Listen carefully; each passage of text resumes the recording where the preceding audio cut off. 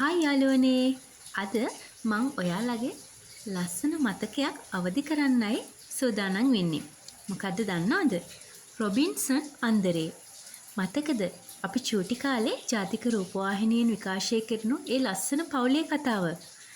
ඉතින් ඔයා 90 ගණන් වල ඉපදුන කෙනෙක් නම් ඒ කාලේ අනිවාර්යයෙන්ම බලලා ඇති මේ ලස්සන කතාව. හැබැයි ළමයි විතරක් නෙමෙයි ඒ කාලේ හිටපු වැඩිහිටියොත් වශී වෙලා වගේ මේ කතාව ආසාවෙන් බැලුවා. අදටත් අපිට මේ කතාවේ තිබ්බ සුන්දර ලස්සන තැන් අමතක කරන්න බෑ. කතාව කෙටියෙන් කිව්වොත් ස්වීස් ජාතික පවුලක් සංක්‍රමණික පවුලක් ඔවුන්ගේ නැව මුහුදුබත් වුණාට පසුව ඔවුන්ගේ ජීවිත බේරාගෙන පාළු දූපතකට ගොඩ වැදිලා ඊට පස්සේ ඒ දූපතේ ඔවුන් එහි පරිසරයට එහි වටපිටාවට හුරු වෙන්න දරපු වෑයම එහි ජීවත් වෙන්න ගත්ත උත්සාහය එම කරදර වලට මුහුණ දෙමින් ජීවිතේ ලස්සනට ඉදිරියට ගෙන යන්න ඒ කරපු සටන ඊටාම ලස්සනට ඒ කතාවෙන් අපිට නිර්මාණය කරලා පෙන්වනවා. ඉතින් අදටත් අපිට අමතක කරන්න බෑ ඒකේ හිටපු ලස්සන චරිතයන්. David Robinson, Elizabeth, Ernest, Emily, ජොආනා, Christina, බිලි මෙන්න මේ වගේ චරිත අදටත් අපේ හිතවල රැඳිලා තියෙනවා.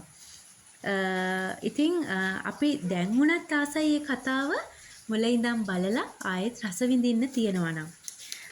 ඉතින් ඇත්තටම මේ කතාව සිංහලට හඬ කවලා තියෙන්නේ The Adventures of Swiss Family කියන ඉංග්‍රීසි කතාවෙන්. එපිසෝඩ් 30ක් මේ කතාවට අන්තර්ගත වෙලා තියෙනවා. මෙම කතාව 1998 ඔක්තෝබර් 15 වෙනිදා තමයි රිලීස් කරලා තියෙන්නේ.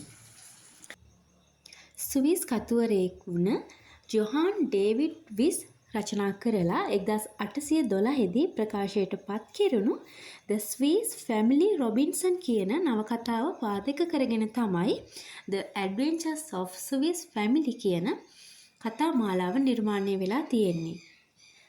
ඒ වගේම ඒත් එක්කම අමතක කරන්න බැරි දෙයක් තමයි රොබින්සන් අන්දරේ සිංහල කතා මාලාවේ තේමා ගීතය. මේ තේමා ගීතය ගායනා කරලා තියෙන්නේ ලාල් රූපසිංහ මහත්මයා සහ ශසිකා නිසංසලා මහත්මියයි. අපි දැන් අහමුද ඒක? සයුරේ ජීවිත නැව පෙරලි සයුරේ ජීවිත නැව පෙරලි තුසනා අය කොයිද පනවන පාගා